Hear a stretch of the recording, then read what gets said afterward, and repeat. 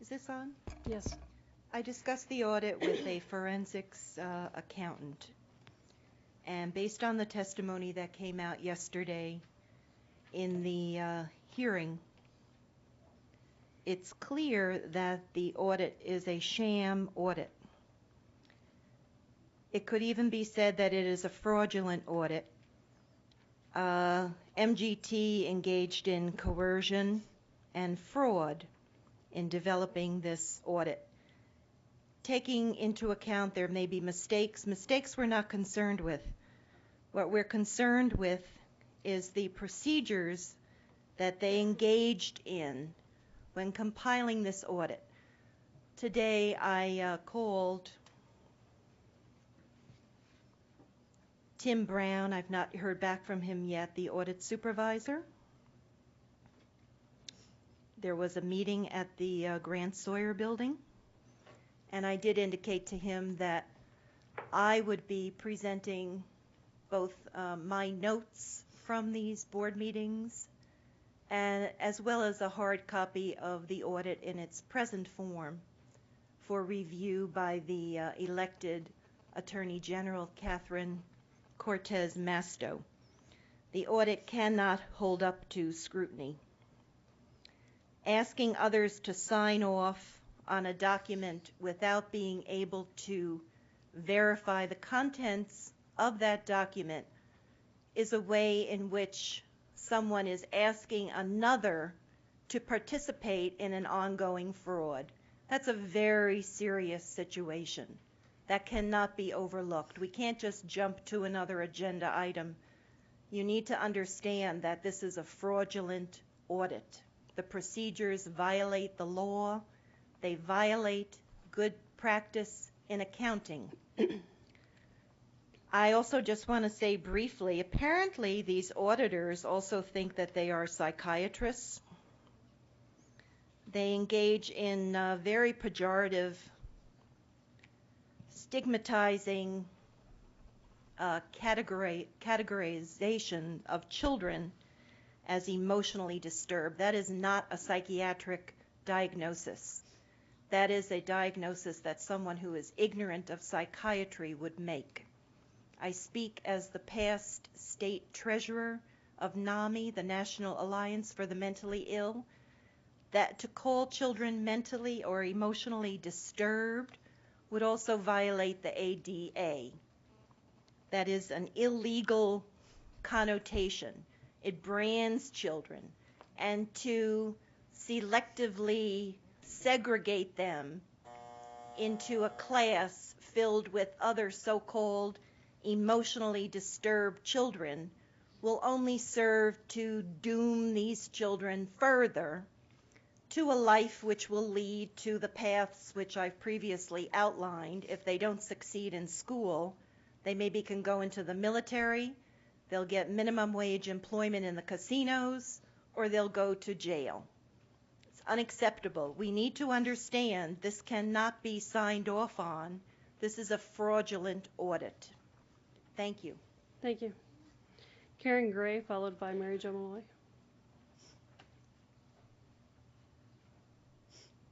5 minutes, please. Agenda, non-agenda, just agenda? You are on two agenda items for and one 14 and 16. You want to go ahead and do that one as well at the same time? Sure, both done. Okay, thank you. Good evening, Madam President, members of the board. I just first want to clear up a little confusion. We were given more backup material for item 14. I think it's 14. Is that in place of what's already on, or is this in addition to? I think it's something that staff was just handing out that it had come out of a committee meeting for the board to consider. Okay, so it's going to be both the items, the one that came with the agenda and this extra material? I think material? we'll be talking about both. Both of them? Okay. Well, that makes that easier. Okay. Also, before we start, Mrs. Moulton had mentioned some emails that she received regarding item 16. Was that, did I miss it? Is that in the backup material? No, the backup material is the email. Is that on the, I don't see it in the agenda, and I didn't see it out on the table. No, it was published with the regular agenda. I'm sorry, I'm cutting into your time though. Oh, you are, It should have been part of the regular backup.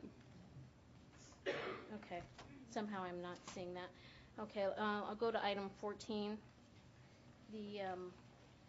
I've been listening to the board discuss the changes to E2, and I have some questions regarding, is this E2 the proposal? Are you taking away E2A, E3, E3A, E4, E4A? Is that what we're doing? Still in Are we discussion. deleting that? It's just still in discussion. Why isn't that here so that we can see that you're actually taking stuff out of E2A, revising it into the new E2? At the point where the policy would actually be proposed for a change, it would show that before we would ever take a first vote on it. Okay. I would just like to say that the removing of the term higher standard, higher than, at first, I understand the board's reasoning in that the No Child Left Behind says 100%. However, I didn't like it, and I came across a good example as to why, and I'll give you that after. But my fear is that we are lowering our educational standards, because in the current policy E2, we indicate that students will demonstrate with proficiency, and then we list. And in the proposed language, we just say that students will demonstrate. We're not asking for proficiency in their demonstration. We're just saying demonstrate, and that's a lower standard, and that concerns me. Also, I would say in the material that's on reference E, one of the good things that I see is that I see under the item 2, language arts A, we're keeping mastery. So that's a good thing. However, in the new proposal, we're taking it out. And in fact, we're not even asking for students to demonstrate anything other than pass the high school proficiency exam.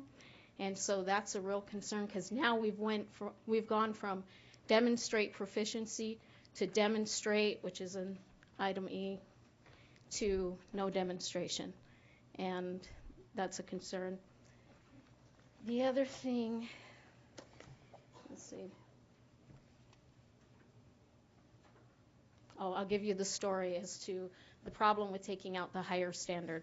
The other day I was at an IEP for a friend, and he's a 6th year as a senior. He's not learning disabled, he's not categorized, he has cancer, so he's other health impaired. His testing came back at a 7th grade spelling, a 4th grade math, and a 9th grade reading. So in doing the IEP, we addressed the math, we put goals. But the team wouldn't put goals to address spelling. And the reason I got, and this is why I'm concerned, because under the proposed changes, this concept makes sense, is that they said, he has passed the proficiency exam, we've met the educational standards, we don't need to address the rest. Forget that he's taking science and psychology where he has to read and he has to write. The fact is, to this school, they've met state standards because he's passed the proficiency exam. In the language that you have here, that's all you're requiring of the students, is that they pass the proficiency exam. So these people, this team, and this was the general ed English teacher who said this. So with this proposal, that mentality, they're correct. The student has met, and he's even met the district's end for him. And so that's why I have a concern. Also, with removing higher from the language, I want to know how we're going to do the 21st century program, because those have higher standards for our students. And we're not asking our students to meet higher standards in our ends. And everything comes from our ends. So how do we implement that program? Good comments, thank you. Also, I didn't have time for the non-agenda, so at the time, if I could be called, I would appreciate it. Thank you. Can those who have signed up to speak on agenda items, Senator Horsford? Oh, I forgot. Mary Jo was first. Is that okay? Go ahead, Senator. She's waving her time for you. You're both such kind people. I'm sorry, Mary Jo. That's fine. I'll be quick. Good evening, Madam President, members of the board, Dr. Rolfus. I'm Mary Jo Malloy. I'm with Nevadans for Quality Education. I hope you've all gotten the handout. We have mailed a copy of this letter to all the superintendents, all 17 superintendents in the district, but I'd just like to read it into record real quickly. Nevadans for Quality Education is pleased to announce its support for Investo 7. It's the funding and accountability proposal collaboratively developed by the 17 school boards and their superintendents. NQE fully endorses and supports Investo 7 as it will allow districts to provide adequate basic support, attract and retain a high-quality workforce, and improve student achievement. NQE recognizes that Nevada's educational leaders are facing significant challenges in improving student achievement, including limited resources, a rapidly growing student population, along with numerous state and federal accountability standards. It is our belief that Investo 7 will help Nevada school districts meet those challenges. While NQE supports the whole of Invest, our focus is strictly on the child in the classroom. Therefore, our resources will be aimed at full-day kindergarten, funding for English language learner programs, books, educational supplies, and equipment, and increased student achievement for all students. We also support professional development, classroom discipline, and school safety, along with career and technical education. To that list, on our list of important issues are performance pay. We're still concerned with the CRT testing, the window, and everything about it. The proficiency test is on our list as well. The NQE email alert system consists of over 2,000 concerned Nevadans, and it will allow unparalleled opportunity to promote Investo 7. The email alert system will provide the necessary tools to the silent majority, enabling communication with those making critical decisions on behalf of our children.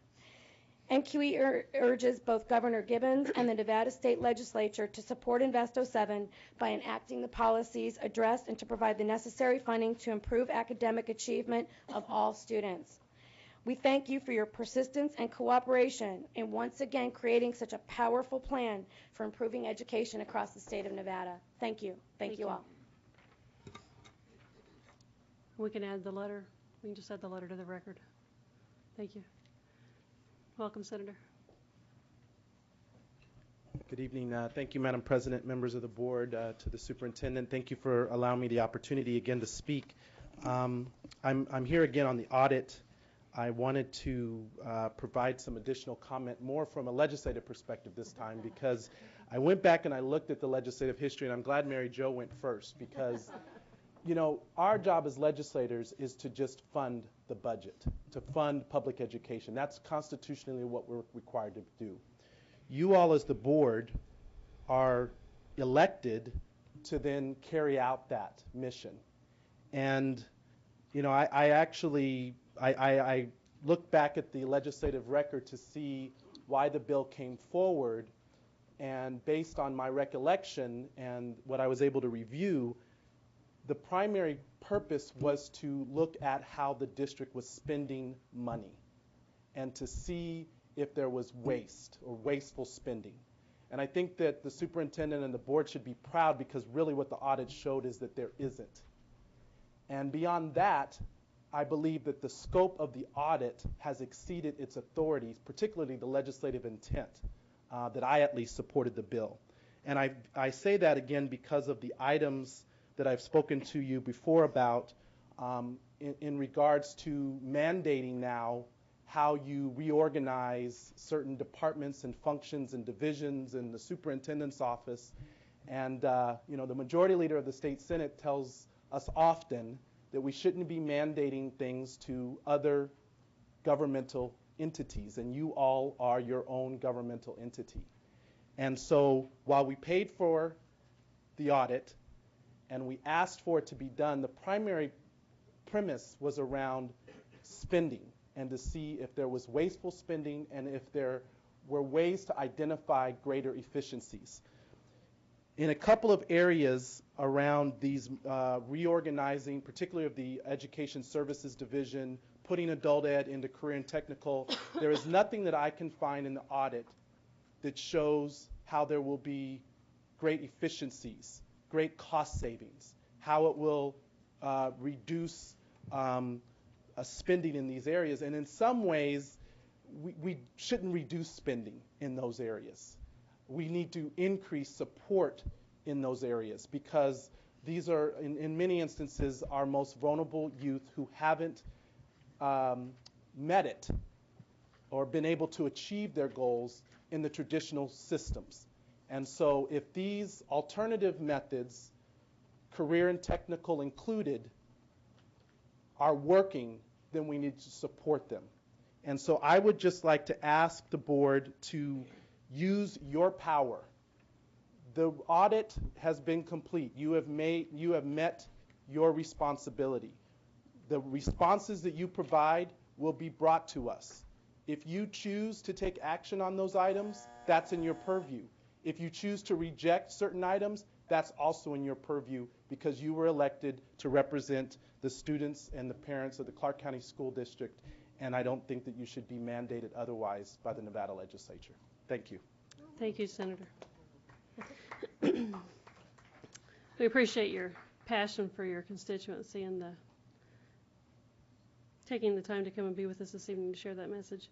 We appreciate also the NQE and the support for the INVEST program, and always being so eloquent in how you represent students and the issues at the legislative level. In response to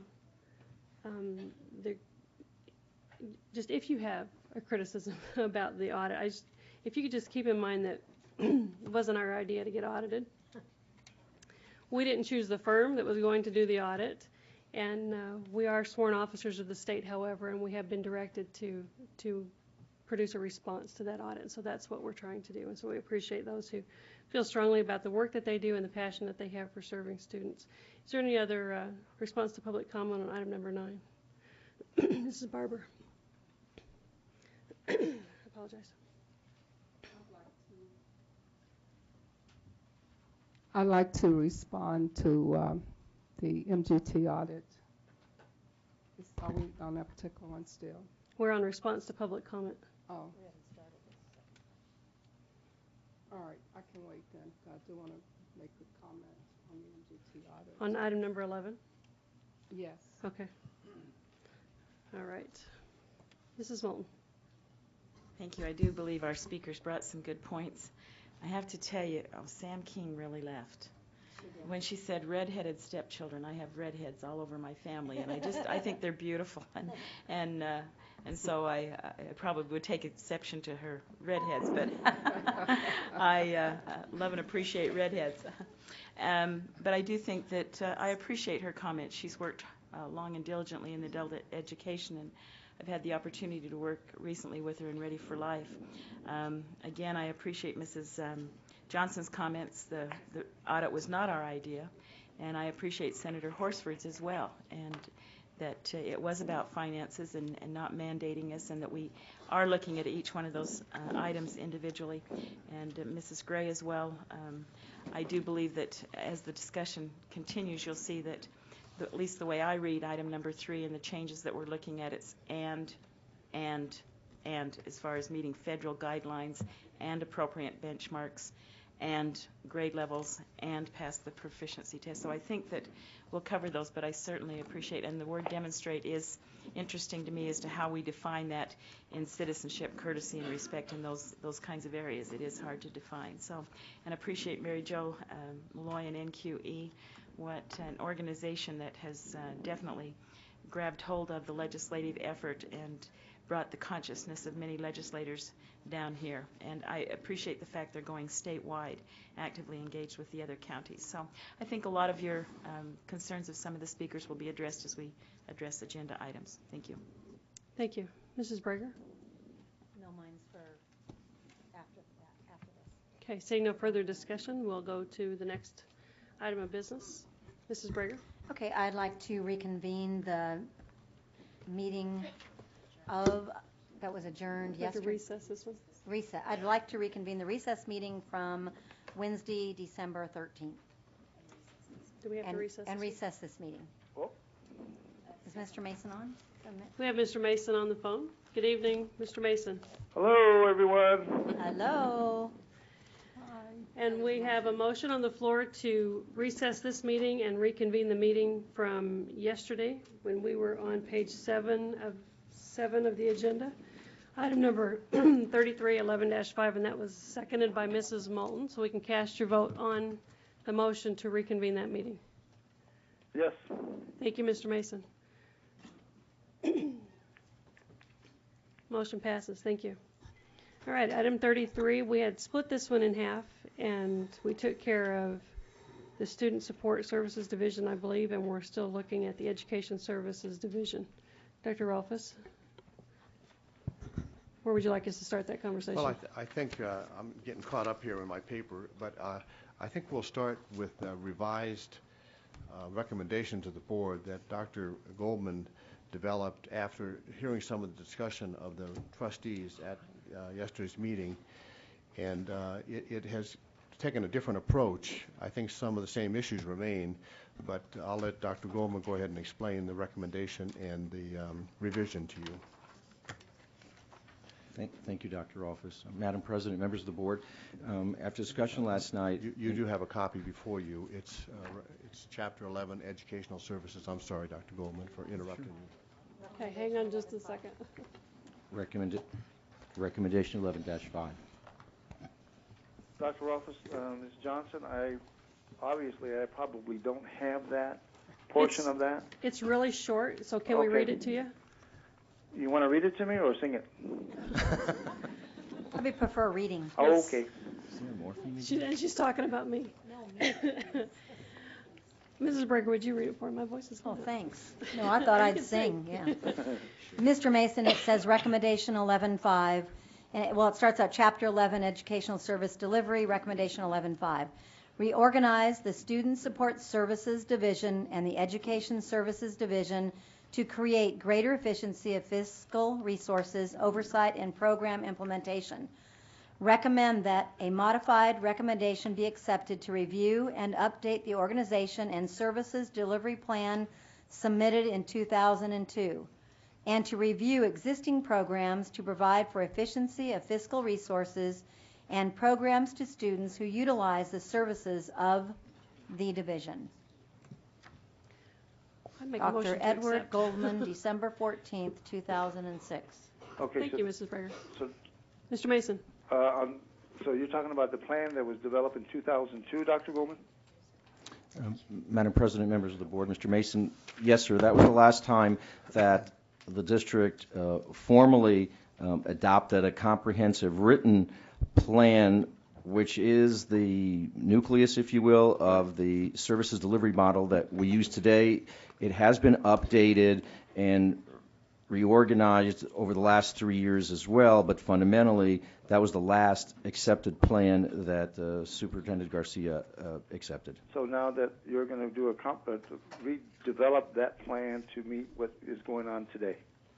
And Mr. Mason, we would look at this plan and update it and continue to update it, but we would start with this plan and probably put in writing the updates, and so you would have a revised plan 2007, yes. All right, very good. Thank you. Thank you, Mr. Mason. Mrs. Jansen. Thank you, and I'm going to actually try to see if I can't just make a motion to accept the rejection of it, and my reasoning for it also is if you go back into the monitoring part, which is another agenda item coming up, I believe it's EL4 and it's referenced BBB, page 7. The superintendent has already addressed the ESD with high compliments as to what's been going on in this division, addressing the needs that might be forthcoming, but we're already saying we're doing a good job, and I think that we just need to reject it because it's already in here that the division is doing well. So I make that motion to reject, help me say it, reject. The original recommendation. The original recommendation, but and that's this as well, correct? No. That would be to accept. If you want this, the motion would probably be to accept the revised backup material for Chapter 11, Recommendation 11.5, and that would be this. All right, then I'll do that, but with the same analogy that the monitoring report tonight says they're doing a good job, and I just think they need to continue to do what they're doing. And I think, if I'm correct, I think that this backup material is more in line with what we're doing, that we are looking at it continually, we are making changes as needed, and we do monitor some of those aspects very specifically, so. I'll second that. Okay, and second by Mrs. Barber. Thank you, Mrs. Jennison. Any discussion? Seeing none, cast your vote, please. On item 11.5, the motion was to accept the revised backup material. Yes. Thank you, Mr. Mason. Motion passes. Thank you, Dr. Goldman. We appreciate your work on that. Thank Can you. I- We have can I- another one coming up. May I clarify what I think you did? As long as you're clear. You just accepted the revised, which is to accept the auditor's report with a modified recommendation for, is that correct? Okay. So we're saying that we agreed that they looked at it, and we're going to go do what we think is right. Because we've done that on other ones where they recommended something and we were already doing it, or we had plans in place and we accepted it and we made a modified change to it, which is what this is, but we did not reject it. Even though we were already doing it, we did not reject it. So I was looking for a way to be consistent throughout the audit, that our responses were the same. I think it is consistent, and it's the same format that we followed in others where we accepted the finding, but it included a recommendation to the board that we do a modified plan of correction to the finding. Is that in the motion? Craig, did I say that correctly?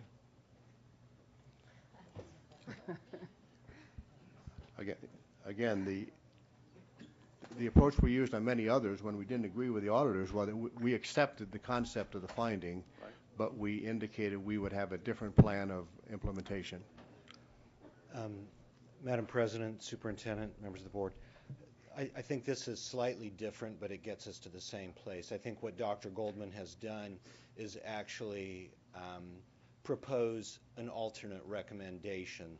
But the alternate recommendation he's suggesting, I think, gets us to the same place, which is we need to take a look at the division and make sure it's functioning in the way that we think it can and should function. And as I sat there, I think that's what I heard you say that you wanted to happen too. So, but it would not commit us to any particular process or plan. Other than what he said is a review and an update as necessary. Dr. Rolfes, you agree I with think that? it's consistent with what you've done. Mr. Mason and members of the board, I do. I think that's correct. Okay. Thank you. Okay, any further discussion on the motion? Cast your votes. Thank you, Dr. Cadlam. Oh, yeah, we did. Why are we talking about this? I'm just kidding. Just kidding. We did. I'm sorry. Thank you. Item number 34, recommendation 11-6. Do we have a motion or discussion? Motion to accept. Motion by Mrs. Moulton. Second by Mrs. Jannison. I see no discussion. Mr. Mason? I see none either. Yes? Oh. Thank you. I am so sorry. You have to yell louder. I'm sorry. Mrs. Green has a comment. This was, members of the board, Madam President, this was the only recommendation that dealt with English language learners, and I have to express my disappointment that it's one of our fastest growing programs. There was no comprehensive review of the English language learner department or the programs that we serve, and there were no other recommendations other than a staff development program. So I just needed to make that point. Okay, thank you. If I may, Ms. Green, when you state that, then could something have been built into this? Or Mrs. Moulton, from my perspective, we've had some other reviews of the English language learner program, and every review that we had called for an expansion, needing more assistance in that program, needing more services for our English language learner students, and this particular review did not. Yes, I could really come up with a number of items that I think need to be improved as far as more assistance to our English language learners, but it was not. Did you include that in the motion?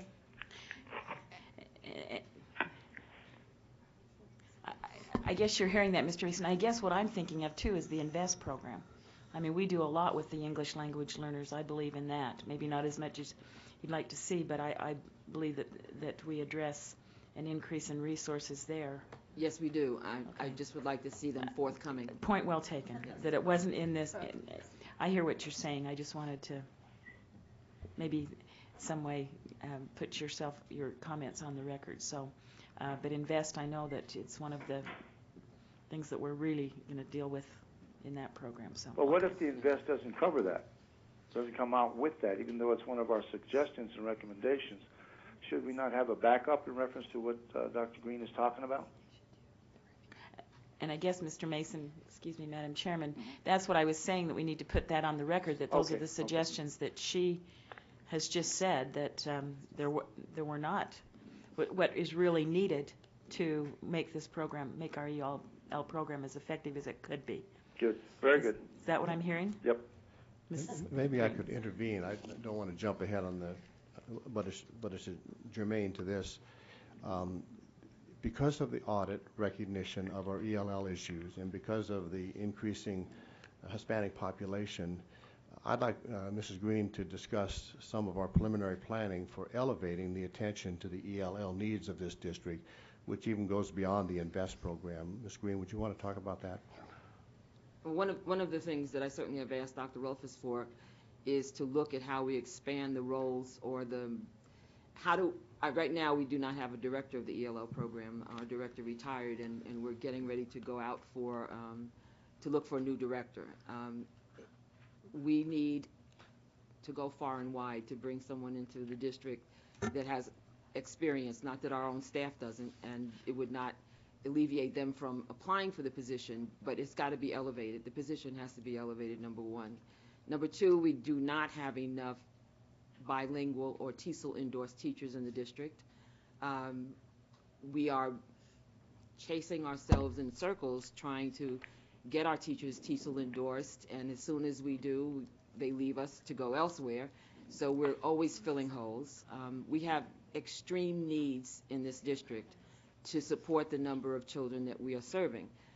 We are still growing at 38% every single year of new students. Unbeknownst to many people, 75% of our non-English speaking students are American born. They are not immigrant students. And they have needs that need to be met at our school level. But without the appropriate staff to provide those services to students, as the numbers grow, our needs grow. And I'm certainly hoping that that is one of the issues that the legislature will address this year so that we can get on with the business of doing what we're supposed to be doing. Can I just make one more comment? And that was one of the things that I had hoped to see come about when they looked at the distributive student number, is that they would put in, like they do for special ed and for transportation, a formula that students with ELL, and I'm looking at Joyce, and when that program, it did not come about with, it did not produce what really needed to be done, and that was an increase in units, or whatever you want to call it, for our English language learner population. Okay, thank you. Can I ask you to repeat that number? How many percent are American born? 75% of our non-English speaking Spanish speakers are American born. Thank you. Mrs. Janison. Thank you. Madam I Chair? don't want, Oh, go ahead. Mr. Mason? I'm sorry, go ahead. Mrs. Janison and then Mr. Mason. And I don't want to try to cut off this conversation because I think it's a conversation that we need to have. But I go back to what Senator Horsford just gave to us, and I know we're at the last quarter of this agenda, but we're having these discussions about things that the Legislative Council Bureau wasn't even intending for us to have regarding this audit.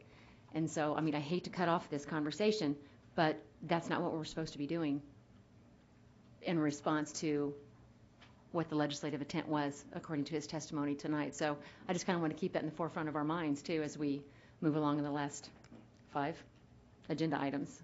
Thank you. Mr. Mason? Yes, to keep it in the forefront of our minds as children. So what I want to say is that Dr. Ruffles and Dr. Green, I'm sure it's much appreciated throughout this community, throughout the state, in reference to the vision and the strength and the courage to say those things that you just said earlier. But I think as important as that is the fact that all our children will be very, very influenced and benefit by all the things that are happening in that program, not just the 75% born, but all the non-English speakers, because we have over 92 different languages. So it is going to be much appreciated, and it's appreciated by me and many others. So thank you so much, the two of you. Thank you, Mr. Mason. Dr. Rolfes, did you have further comment? Mrs. Moulton. All right, so we have a motion and a partial vote. Did the motion change? Does it remain as it was originally? I want to make sure we didn't have an amendment to it. Mr. Mason, did we get your vote on that? Yes. Okay, thank you. Motion passes. Item number 35, recommendation 11-7. Do we have a motion or discussion? Motion by Mrs. Scow. Second by Mrs. Janison. I see no discussion. Yes. Thank you, Mr. Mason. Oops, let me clear the board. One more time. Mr. Mason votes yes? Yes.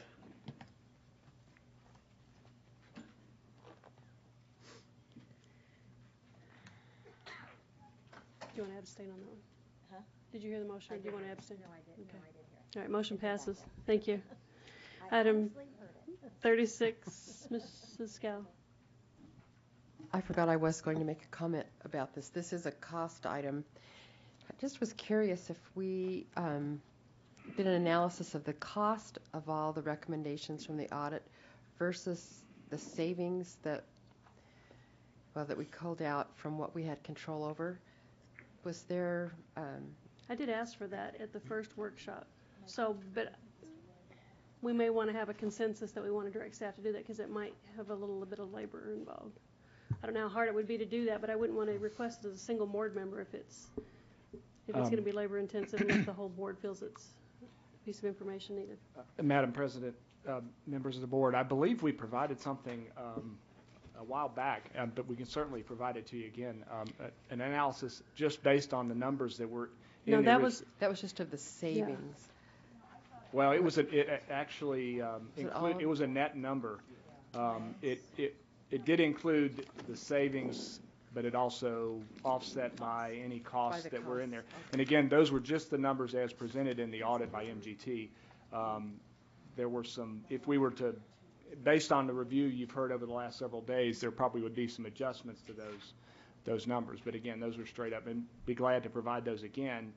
I was asking the date on the sheet that Mrs. Moulton had, and I wanted to make sure that that was after staff had made all the recommendations. Yes, ma'am. So you would just do a review to see if the motions that the board actually accepted changed that at all? Yes, ma'am.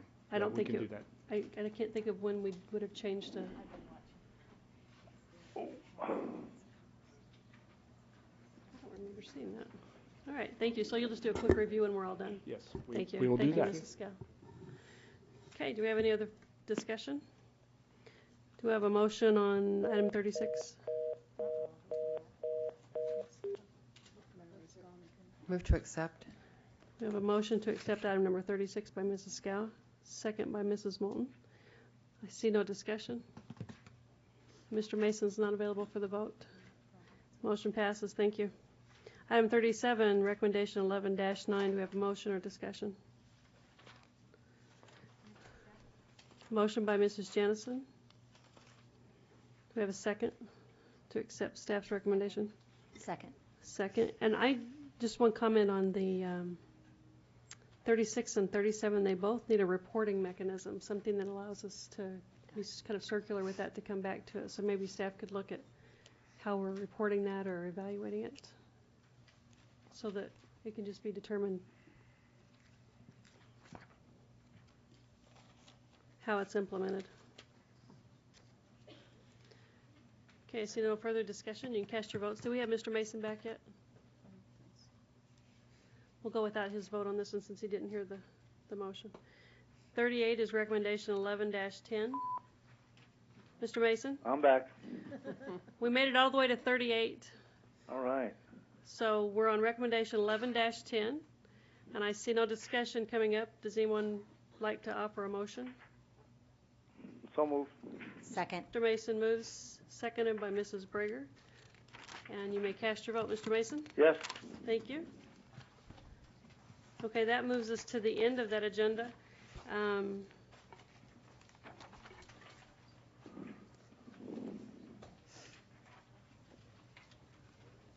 I had one note here. I'm seeing if it's still relevant. I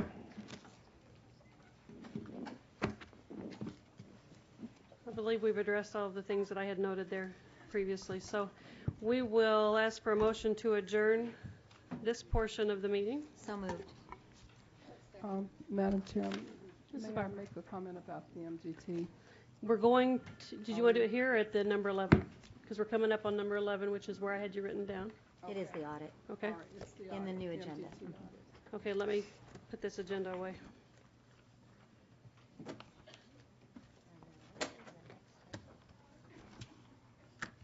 I think we need a few more papers. Not too many tonight. For a while. Who's out there? All right, we are on number 10, which is just a report of what we've done as a result of the 2 work sessions that we held. And since we held the last of this Madam one today.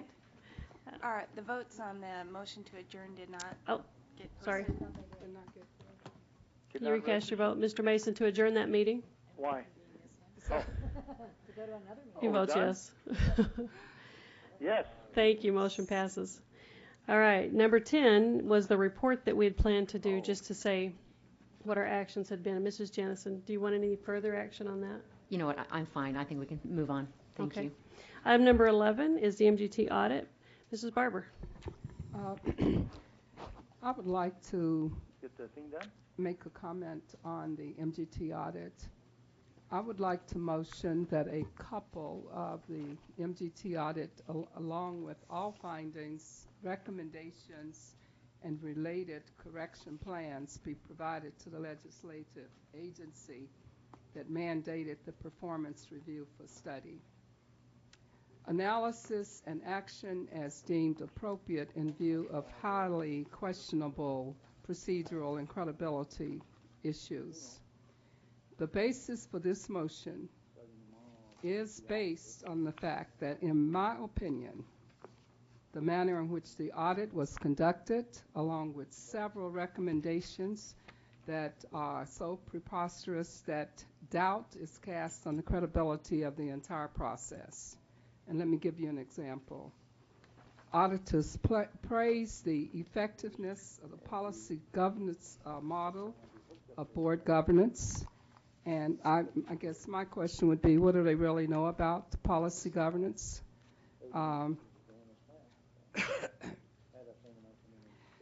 Based on what and when the board adopted policy governance in June of 2000, the graduation rate was 76%.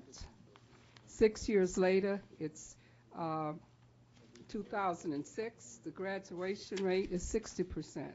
So I'm confused as to how they could make a statement like that. We went from high average to crisis level performance, and we earned high praise from these auditors. I guess my concerns are with the auditors. I'm very confused. I'm concerned as to their credibility as to what they really are all about. Then the other concern I have, out of 35,000 employees, one was singled out for $18,000 raise. I find this to be highly unusual, highly suspect, casting even further doubt on the credibility of this audit. I don't know how anyone could do that. I don't get this part. It confuses me. And to just single out one employee to see that they get this particular raise, I don't fully understand this. And if anyone can answer that, I would seriously appreciate it. All right, including board members or our attorneys. I don't understand. Out of all the employees that we have, how did they decide one employee would get all of this big raise? And it concerns me when I'd just like a comment, a legal comment. What do you think? I'm sorry, Mrs. Barber, but I don't think that's a legal issue. That's not a legal issue? I don't Oh, I'm just asking, you don't have a comment on that? No, I'm not familiar with that particular finding, and I don't think I would have a Well, comment. it was a part of this MGT. So the other thing, I received some research, and I don't know if I left it in my bag in the back, from various areas that they did have a chance to review materials, and they stated that they had recommended all these changes and how they had saved money. And some of these places are saying that is absolutely not true. I'm concerned. I would just need and like more information from the auditors, their credibility, because this is serious to me, for them to make comments like that. It doesn't seem right to me for them to do that. They should be doing things based on facts. Should be very factual and as honest as possible for them to make comments. Do you have a comment on that, either attorney? No? Mrs. Barber, you're asking a question for a legal interpretation on something and the rationale of why the auditors did what they did and the quality of that. And as been stated many times, we didn't hire the auditors. Right. LCB did. I think these are questions perhaps that LCB would want to ask the auditors if they felt inclined. I think it's very difficult for this staff to respond to some of the things that happened in the audit that you have questions about. Yeah, well, it's very difficult for us as board members, and I speak for myself, to fully understand how they came to the conclusions that they did. And perhaps, Senator Hosford, you can help us when you talk with your legislators, because I'm very confused and have been. When I started reading the audit, first of all, the print was so small it drove me insane, but I read and I had to use magnifying glasses and everything else in order to be able to read it. I was very unimpressed, and I think seriously we need to really recommend, or we can recommend, that they look into this audit. Those are my feelings. Mrs. Janison. Thank you, Madam Chairman. And Ms. Barber, I agree with you on a couple of those items specifically in that, but my suggestion would be to whatever it is that we respond back to the Legislative Council Bureau with our report, that we add those comments into it on our, if you will, dissatisfaction. And it might not be on everyone's part or however we decide to put that as a board, but if there are some areas that we find that we were dissatisfied with, I think that report needs to go back to the legislature and the LCB. So I don't think there's anything that we can actually do with this tonight along those lines, but I do strongly believe and agree with you that that needs to be part of our report back to the legislature. Thank you. Mrs. Moulton. Thank you. I appreciate that we each have our own opinion of the audit. I did have the opportunity to sit on the oversight committee that watched it closely and went through the process, and I certainly don't agree with 100% of what the audit, but I think it was interesting that out of the $400+ million that over 75% of it, the money was saved if we would be able to receive land from developers.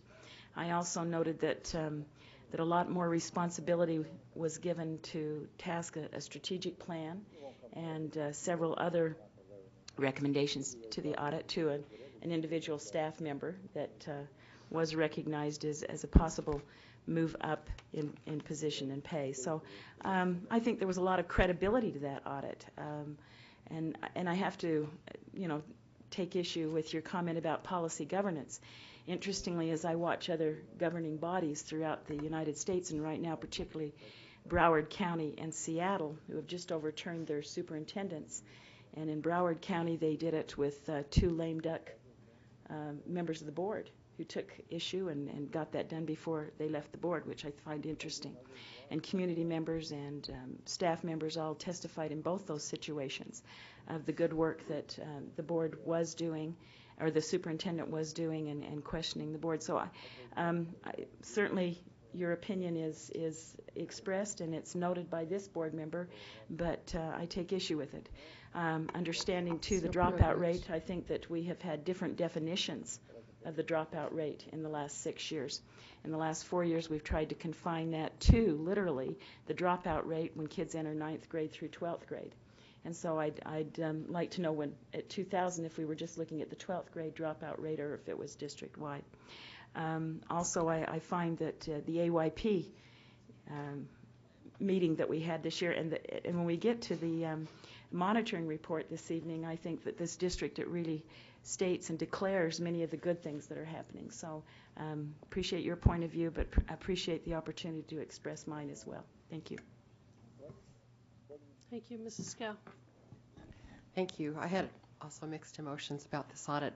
When we had our first meeting, where we had the initial briefing, I went home and I was talking about this to my husband, saying, you know, I couldn't believe some of what came back and some of the savings over things that we had no control over. And he said, well, this was done, it was asked for by the legislature, correct? And I said, yes. And all of a sudden, a bell went inside of my head that it was information that was not only directed for us, but also for the legislature. And I think when we look at it in that perspective, I think that in many ways they were doing their job for both entities. And I have to appreciate that. And I think there are obviously some areas where there wasn't a real comprehensive look and there were some recommendations given. But I feel that overall that there was good guidance given and findings, particularly about fiscal areas. So, and I think I agree with Mr. Horsford that I think the main idea of this was on money management and not necessarily a comprehensive performance audit.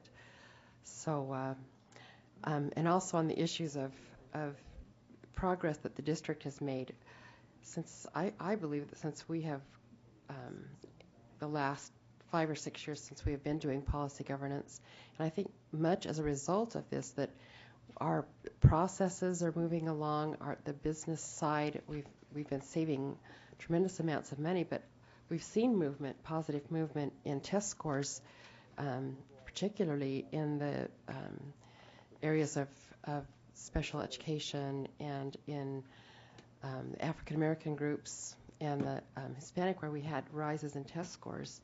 So I do find that there are many areas that we are moving.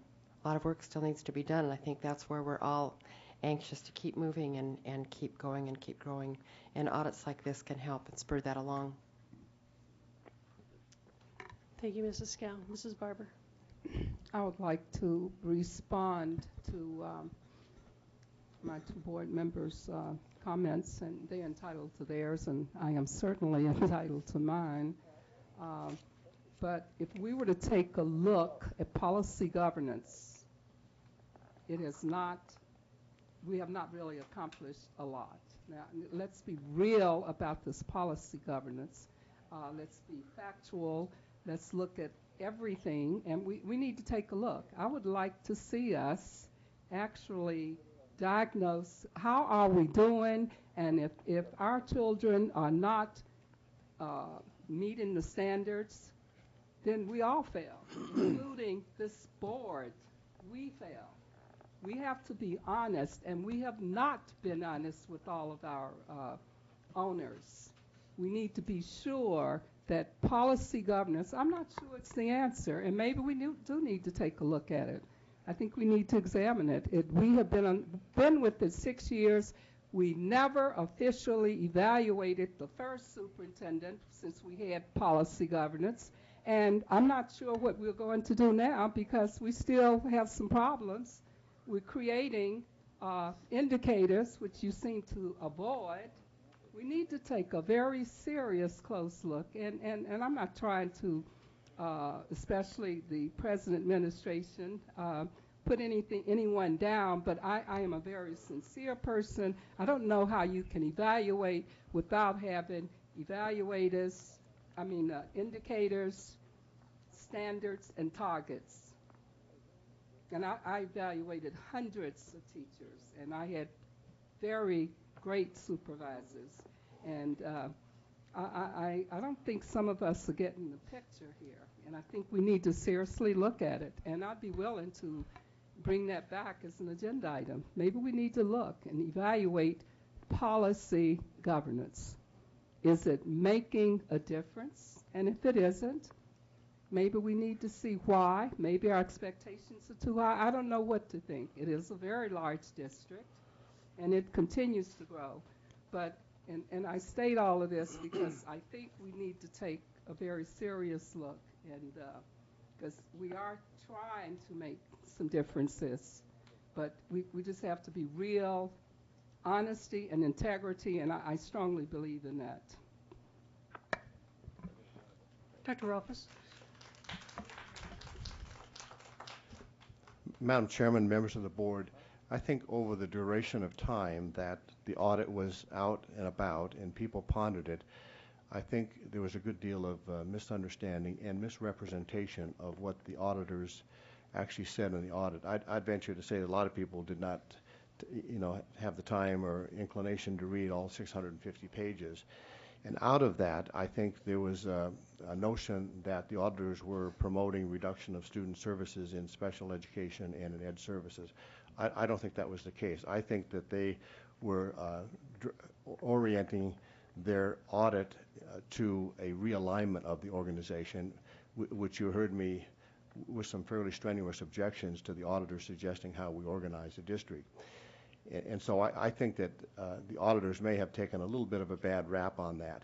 The second thing is that there seems to be an impression the auditors recommended that a person get a raise. Again, I think that's an expansion and a quantum leap from what the auditors said. I believe the context in which you should take what the auditors said is that government and community relations, including community linkage, are so important to the board that it should be recognized in the organization at a level commensurate with the level of responsibility that it has. I don't believe for 1 minute that it was saying that you should increase the salary of any one person. And so I think the public record, from my standpoint, needs to reflect that. Thank you. Thank you. Mrs. Barber offered a motion, but there was no second. There's one other thing. I think in order for staff to reflect any opinion of the board beyond what is provided for in the protocol would take a full vote of the board. And so while I know you have differing opinions, I don't think I have the liberty to try to express that without the board taking some definitive action on it. Thank you. Mrs. Barber, did you say that you did not offer a motion? Did I misunderstand? There is not a motion. No, I just think we need to recommend that this report, that we take a close look at this audit report. When they made the various comments and the things that I read, and I read as much as I could, I was having a hard time because of the print, but I do have some concerns that we really seriously need to take a look. I personally cannot go along with this audit. All right, thank you. I see no further discussion. We'll move to item number 12, Governance Review of Board Policy EL-10. Mrs. Janison. Thank you. And this was the discussion carried on for when we had conversations on BSL-5, and that we had talked about putting the indicators into EL-10 as opposed to BSL-5. So my recommendation tonight, I'd like to make the motion open for discussion as well on the verbiage, but to add into EL-10 that the superintendent not fail to provide the Board of Trustees, and this is where I need a little help from the rest of you regarding the date. As I looked into BSL-5 on our calendar, it looks like it would have to be by the second meeting of September. So fail to provide to the Board of Trustees by the second meeting of September goals the district will be working on for the upcoming school year. And I'd like to make that motion and then ask for some help with the verbiage if that is not, Goals to be, can you repeat that? if I can see it. Goals the district will be working on for the upcoming school year. I have had an opportunity to review a business model a couple of weeks ago. And it was interesting, and it talked about, you know, making sure that you get where you want to go, you know, meeting those goals. And one of the things that they talked about was how important it was to look at lag measures and lead indicators. And for us, a lag measure would be a test score, because it's something that's happened, it's done with, we can't do anything else about it, but it stands as a statistics and a marker for us. But then there was a lot of emphasis on creating lead indicators. And one of the examples that was given that I could so relate to was if you're going to lose weight, when you get on the scale, that's a lag measure, because that's either where you are or where you've been. And then a lead indicator would be things like the kinds of things that would result in a change towards the goal. So a lead indicator would be how many calories you took in every day, how much exercise you got, how you watched your carbs, the kinds of things that you know will have an impact on whether or not you're meeting that goal. But not necessarily something, I mean, you wouldn't watch your calories necessarily to watch your calories. You would watch your calories in order to produce something else. And so the lead indicators became this interesting discussion about what is it that we think is going to impact our progress towards student achievement. And then those are the things that we should be monitoring and working on. If we think that it is, a literacy program for 3rd grade, if we think it's algebra in 8th grade, what are the things that we think are going to move us towards that goal, so that when we get the test measure, whatever our lag indicators are, that has changed and can show our progress to the goal. And I wondered if that's what you were talking about when you asked for the opportunity for the superintendent to share with us what his goals were, what his upcoming goals were. So even though we would get in the monitoring report at the end of that time the historical data that showed how the test scores were and the participation in different programs, are you asking for him to tell us what kinds of things he's working on that has the potential to impact that, so that we kind of have an idea of where the emphasis is going to be?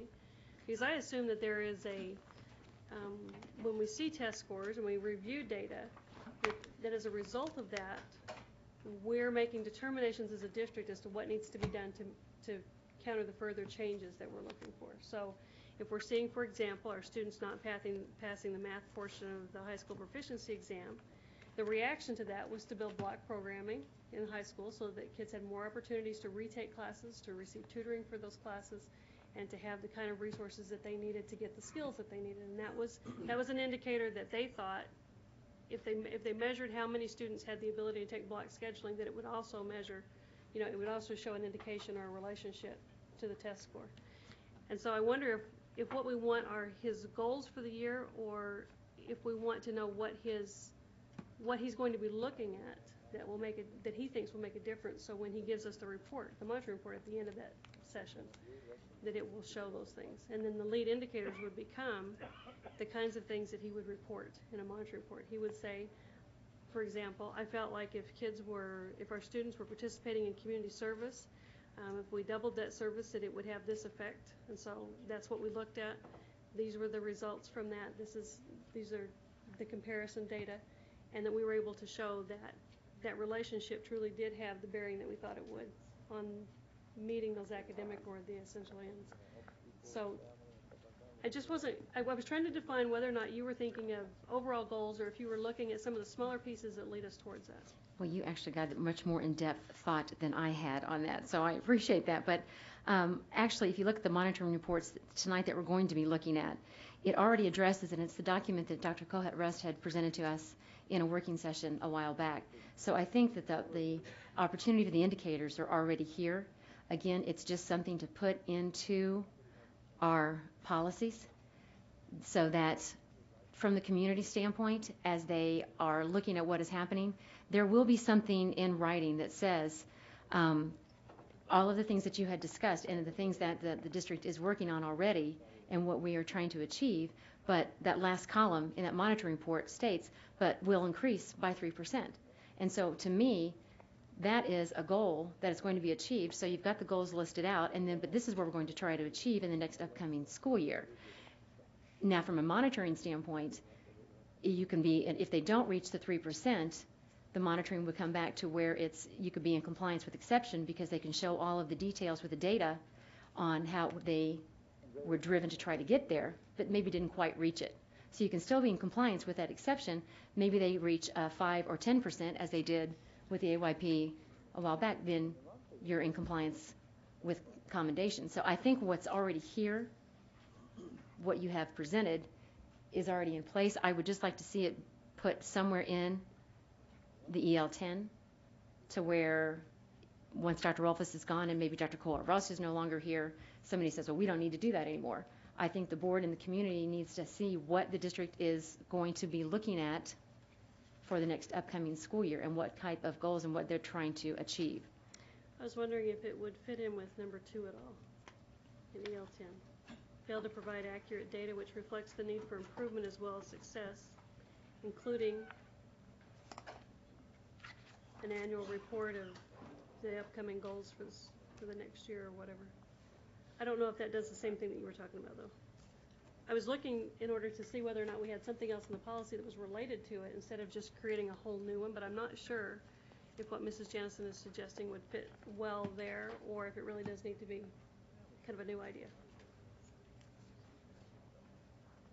Well, again, I read number 2 as what's already being provided. I don't see anything in here that says, this is the goal I'm trying to reach next year. I mean, it might be semantics, it might be, but I just think from a communication standpoint to the community of what it is that we're trying to achieve, I just would like to see it someplace in the policy. Mrs. Scal was trying hard to get in there. Is that okay? This is not my night.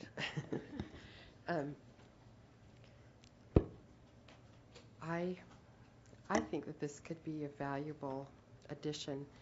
When I was looking at that, I was also thinking about the fact that it could be part of 2 or else its own number 3, because it seems to fit in with 1, 2, or 3. But I was wondering if rather than goals, if maybe we had the word plan of action, or what do you usually call when you have your yearly, and we have our improvement plans, is there another word that we use? Objectives. But I think your objectives. Maybe, Carlene, you want to come up and participate in this discussion? And I don't have a real problem with goals, but I thought maybe the action plan or something might fit in more with what is developed every year, and it would even be more germane to what we're wanting. But I guess I look at, and Dr. Lee, I don't mean to interrupt you, because I'm sure you're going to have incredibly wise wisdom words to share with us. But I just, goals just seems to be a very simple term. It's just, this is what we're working on, and this is what we hope to achieve. And they've already done it in this current monitoring report for the 2008 school year, that they're going to try to increase it by 3%.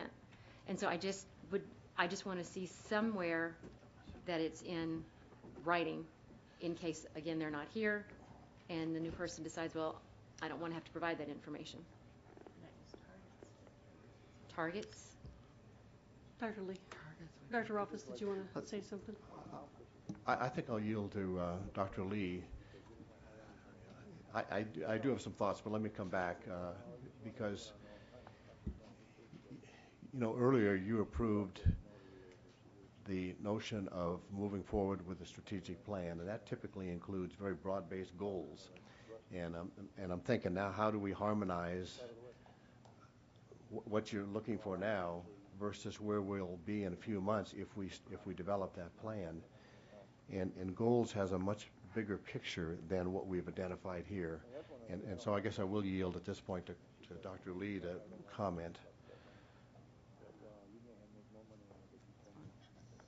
Madam President, members of the board, if I was paying close attention to the question, there's a conversation going on in terms of what does the district school improvement plan use in terms of terminology, and then what are some of the differences between goals, objectives, benchmarks, targets, and those types of and action steps. Within the district school improvement plan and all the school improvement plans that are developed, we use the terms goals for broad concepts in terms of increasing reading scores or increasing math scores or increasing responsible citizenship.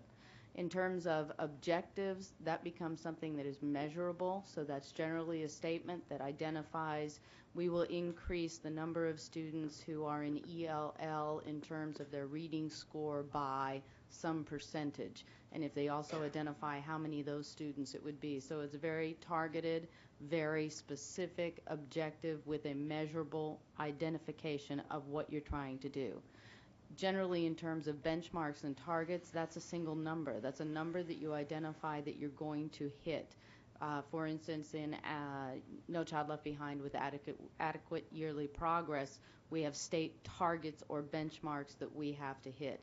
Benchmarks generally indicates that it's something that's going to change or have a consistency over time. So a benchmark might happen partway through the year, later on in the year, or it may change like AYP over the course of between now and 2015. So there's an implication there that it's over time. A target could be a single target that you hit once, and then that may be done.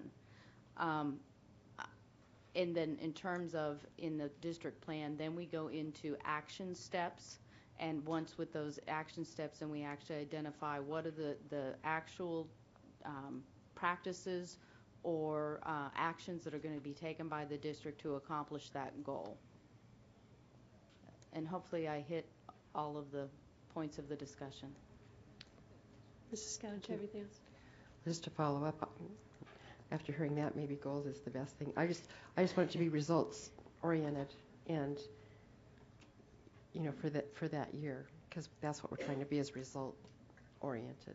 So maybe goal is the best. Thank you, Mrs. Jennison.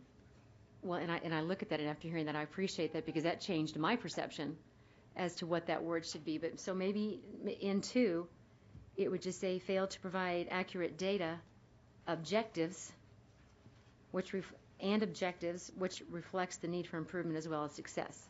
Because to me, what you just said is what I think I'm looking for is our report to the community about these are our objectives for the next school year. We're going to try to reach this measurable objectives, goals. So fail to provide accurate data and objectives, which reflects the need for improvement as well as success. So to me, that puts it in from the description that she just gave with in your forever infinite wisdom, which I respect and admire. Thank you. So is that your motion? I could do that. Yes. I move to add into EL10 under number 2 the word. I apologize. Can you read the whole No, under thing? 2. And read the whole thing Yes. for us. Thank you. So I move to add into number 2 and EL10 for it to read, fail to provide accurate data and objectives, which reflects the need for improvement as well as success. Do we have a second for that? Repeat that motion, please. Do we have any discussion? Mr. Mason, are you still with us? Could you repeat that motion, please? I'm sorry. No, I'm kidding. Yes, I will. No? No, I'm kidding. We're coming. I'll have an HOA. I've asked to, in EL10, to add into number 2, where it reads, fail to provide accurate data, add and objectives, which reflects the need for improvement as well as success. Okay. Okay, I see no further discussion. We did get a motion and a second. Did you capture that? So we can cast your vote? Yes. Thank you, Mr. Mason. Okay, item 13, notice of intent on governance policy E1, reference D. Do we have a motion or discussion? Motion to accept. Do we have a second? Second. Justifiable. Second by Mr. Mason. I see no discussion. Cast your votes, please. Yes. Thank you, Mr. Mason.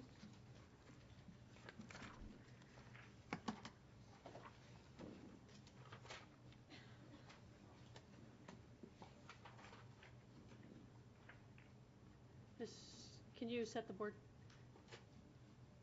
Mrs. Brager's out of the room, Mr. Mason votes yes, and Mrs. Barber's out of the room. Thank you, motion passes. All right. Item 14, notice of intent on governance policy E2. We have discussion or a motion? Reference E. Mrs. Moulton. I'm looking for the item that was given to us tonight. Is this the revised draft? Pardon? 1212? Yes. So I guess I would ask, is this the item that's being presented to us tonight to look at? Can I get a copy of that? I don't have it. I probably got it, and it's buried somewhere. Yeah. Purple. And I appreciated Ms. Gray's comment on those as well. I think sometimes demonstrate is a hard concept when we're asking them to demonstrate citizenship.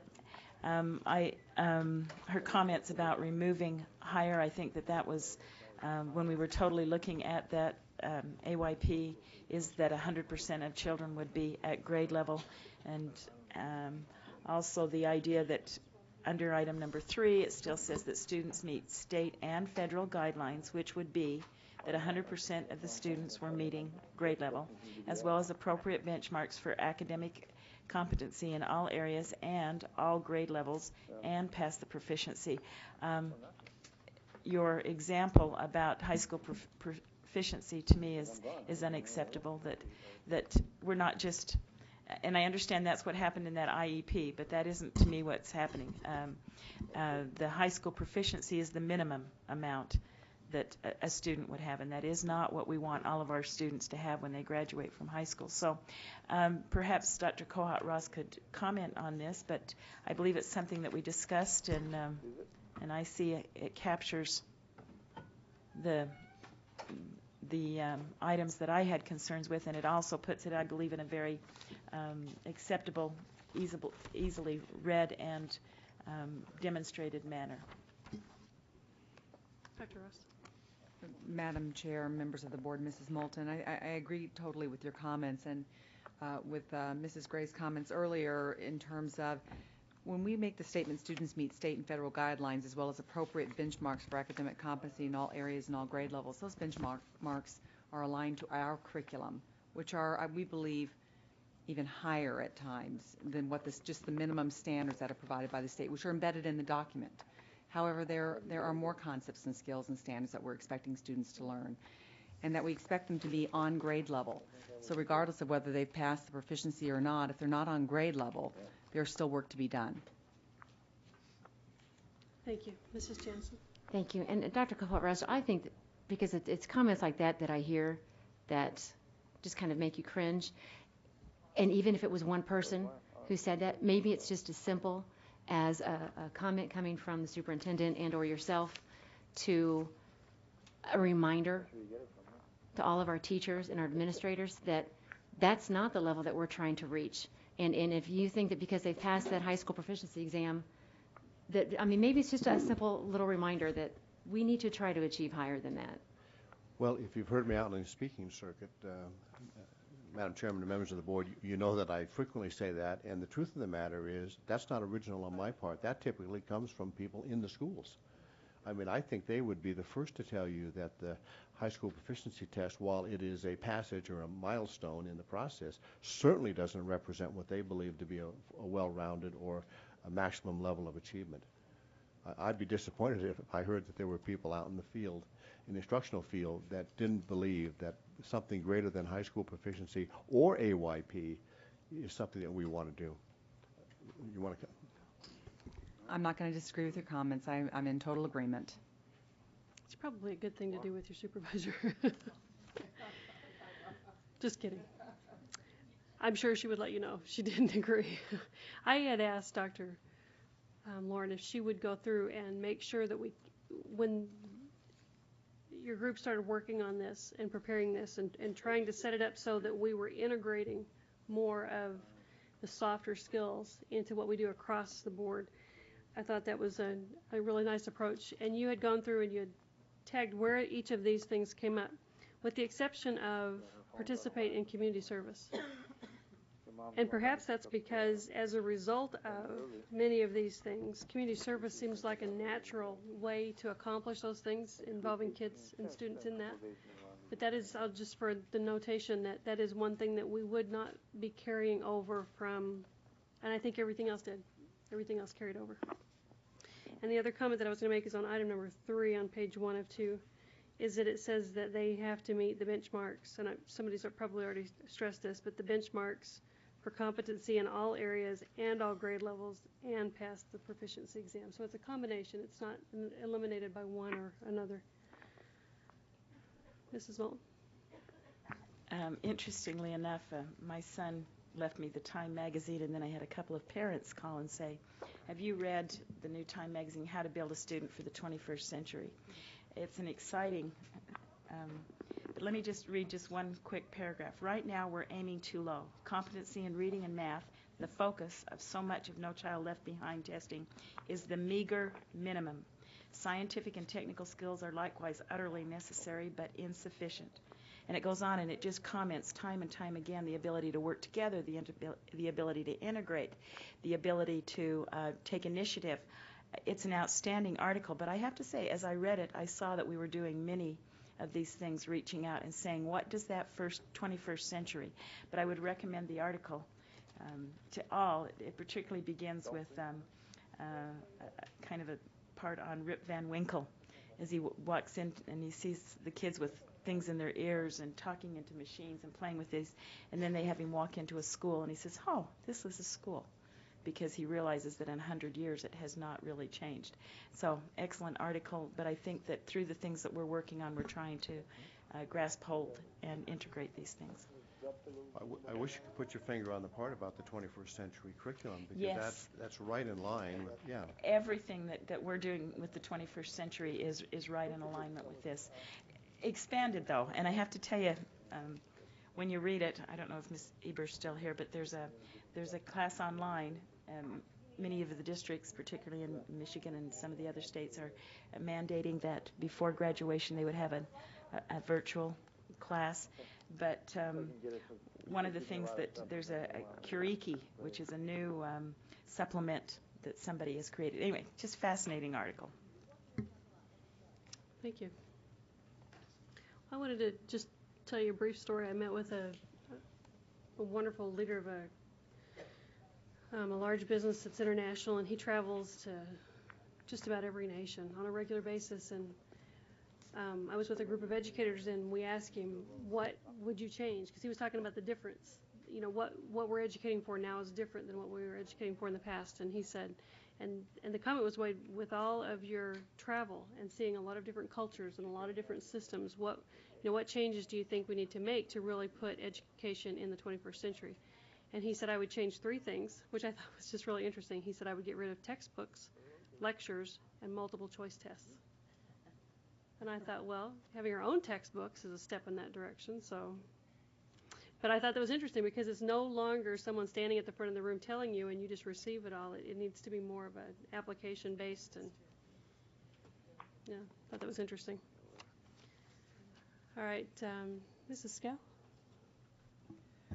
I really appreciate having the skills and the character traits listed so that they're integrated.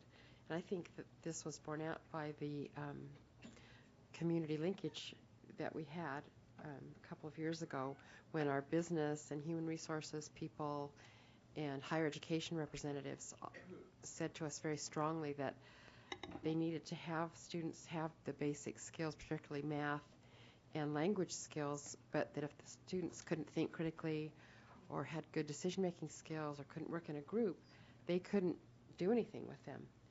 So I really appreciate having those. And I think that competency word is really important, because competency doesn't mean we're aiming low. I think competency to me, I always like to have the kids reach their potential. And to me, that's as close as saying reach their potential without having the negative of, are we limiting some kids because we don't think they have the potential, the backside of that. So I really like the word competency. But I like the idea of taking this out to the public and seeing how how people in our district feel about this. And so our plan is to take this to the January. We're having a meeting in January with the public, correct? Having it taken to which meeting? We're doing a community linkage in January. That's what I was just thinking, and I apologize for not for having to ask you to repeat that. But I was just thinking that if our community linkage meeting is on the 9th, is there any way that we could do the second notice of intent at the first meeting when we do the swearing in? Because that way, that would finalize whatever we're going to do. Because I would hate to just take the discussion on the 9th is supposed to be about the ends. But if they're in flux, if we haven't actually approved the final version of them, then I am not sure what Mrs. Janison and I would be able to provide for the KLVX staff to present in terms of what the ends are, because they look quite different with the rework. So that was just one way to look at it. I kind of like the idea that we are in flux, that this is a revised draft and that we're working on it and we want their input while we're still working on it. So I think I would prefer not to have that final stamp. So could we present, but what we present to people, I don't want to present two. I think it would be hard. So could we present this as what is set up to be approved by the board, and we're taking public comment on it? Okay, I just want to make sure that it's okay with the board that we're not taking the old stuff if we think we're going to have the new stuff. So the new stuff's okay because we're going to finalize it. So we'll be able to take that recommendation that we get as a result of that meeting back to the regular meeting that's scheduled for the 11th. All right, thank you. Dr. Lauren? Madam Chair, you had pointed out that the participation in community service was not really carried over into the new document. And I also want to point out that under E3A1F, adapt to change, that in my estimation also really did not carry over. So I want to be clear that those two items. E3, 1A? E3A, 1F.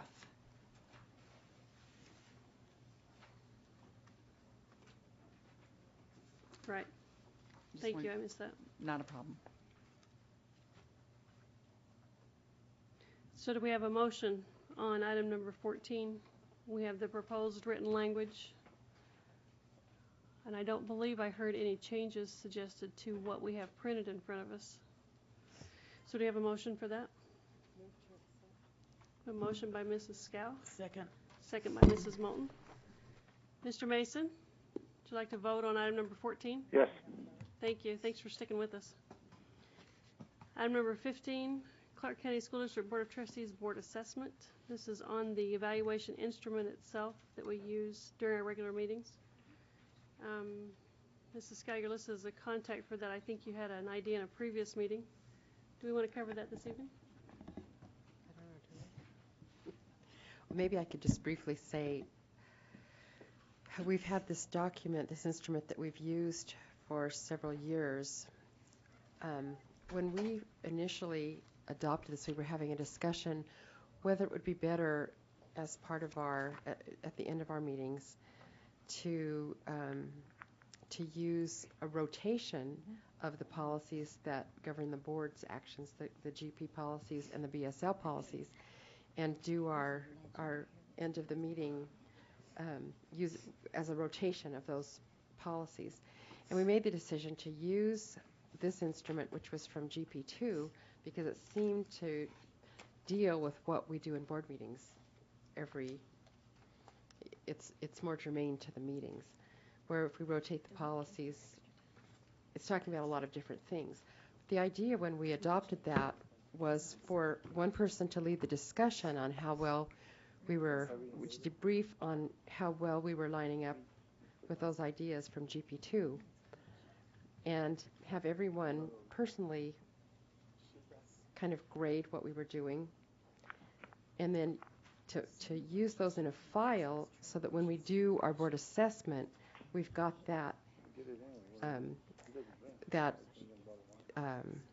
compilation from our board meetings. So I just thought I'd throw that out, whether we'd want to change, and maybe it's the process we need to work on more than the document, or whether we'd like to do the rotation of policies for our debriefing. I thought it was interesting in one of the sets of minutes that we approved tonight that we talked about timing the agenda and the possibility of doing a pilot on that. Maybe what we could do is try timing the January meeting and then do an assessment at the end based on the timing. So maybe we could take a goal that we're working on. Like, I don't know, we worked really hard on confining the presentations to things that were really applicable to the meeting so that they didn't go on too long. So, you know, we could look at specific things that we want to do and then do the assessment at the end of the meeting as to whether or not that was a tool that worked for us. I thought that was the only thing I could think of that might be helpful for us to do differently. The policies are fairly long in some places, and I'm not sure how well we would be able to debrief over a policy. I thought the point was to debrief the meeting, not necessarily review the policy. So maybe I'm not catching what you said. And I agree with that. I think that's why we decided to use this rather than do go through the policies, because this has application for what we're doing in the meetings. Are we leading? Are we discussing with outward vision rather than inward? Whatever it says. Preoccupation. So they're good. They're good ideas, and I think they can help us to have better board meetings. But I think it's maybe the process that we're using. I think it could help us if we had a better process for the discussion. And maybe that's something we need to work on, and we could bring that back. Okay. Cindy, do you have that down for us to bring back for further discussion as well? Okay. Mrs. Barber. I'm not sure I understood what you were saying. You were saying timing. Well, let me take you to the minutes that I was referring to.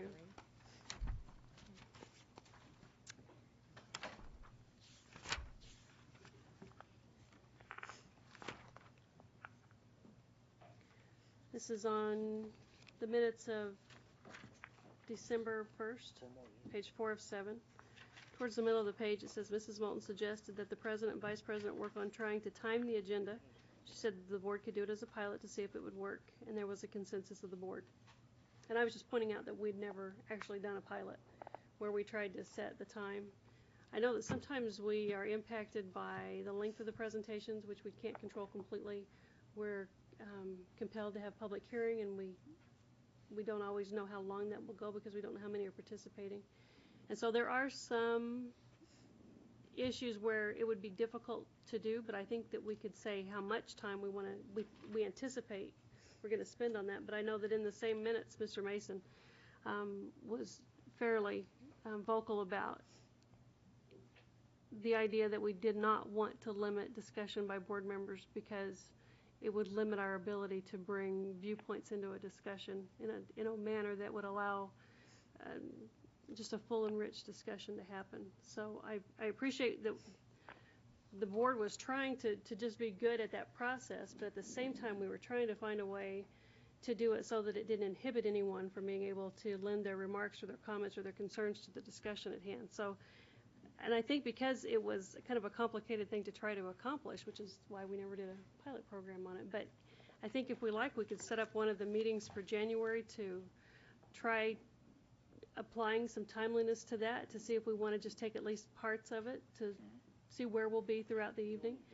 And then we could do the board assessment at the end of the meeting to just see whether or not we thought that was too hard for us, it wasn't going to work, it doesn't fit the kind of discussions that we'd like to have, I don't know. But I'm just offering that as a way to have one discussion is on trying a new method or a new system or a new process, and then talking about it at the end of the meeting.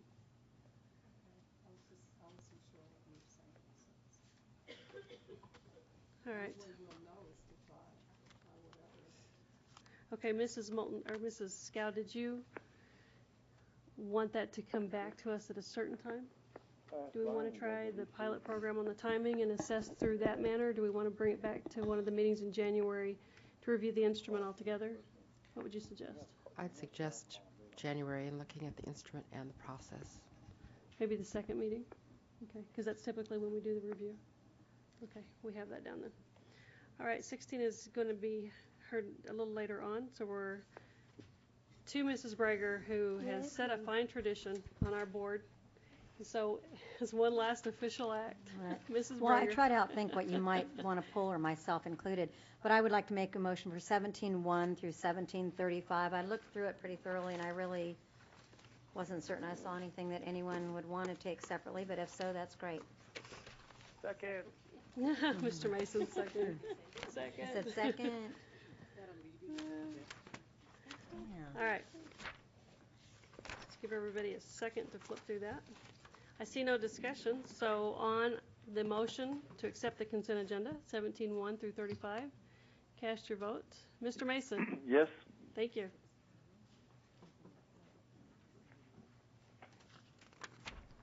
Okay, so we're now on item 18. This is public hearing, review of Indian policies and procedures for federal impact aid. And I'll turn the time to our clerk, Mrs. Brager. And I'm going to quickly read the warrants first. Is that okay? Absolutely. Thank you. Ratified warrants as listed in the bills payable transmittal and board memorandum number 110607 in the total amount of $129,050,203.49. Once in a while, that just numbers will throw you off. Thank you. Okay. In regards to item number 18 is where we read it, or 19 we read it? Whatever you want. Thanks, Larry. And is this the one where we have to do To three times. You don't actually say it, you just ask. Is it, you read 18 and then 19 is where you vote, correct? Okay, thank you.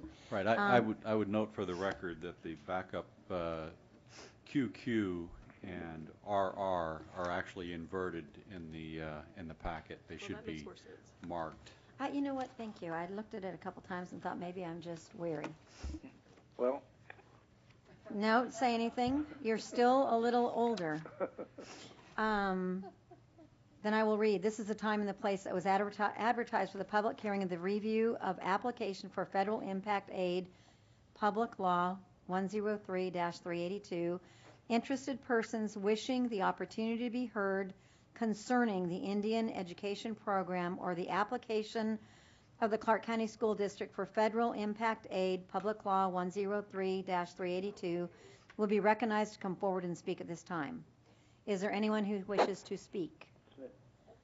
Other than Mr. Mason. Is there anyone who wishes to speak? Is there anyone who wishes to speak? Okay. All right, thank you. Item 19 is impact aid public law. Discussion and possible action on the authorization to file federal impact aid application for fiscal year 2006-2007. And I appreciate Charlene Green's memo today, because I always call somebody and ask them questions about this, so Diane's office got out because I called Belle today. So thank you, staff, for always being able to answer those questions. Do we have a motion on number 19? Motion to accept. Second. Motion by Mrs. Moulton and a second by Mrs. Brager. Cast your votes, please. Mr. Mason? Yes. Thank you. Motion passes. Madam Chairman, I wanted to have Mr. Mason make the next motion on 20 and 21. Mr. Mason, would you like to make a motion on items 20 and 21? It'd be my pleasure. I'll move to accept items number 20 and 21. Second. Okay, a motion by Mr. Mason and a second by Mrs. Brager. Clear the board, please. Cast your votes. Mr. Mason? Yes. Thank you.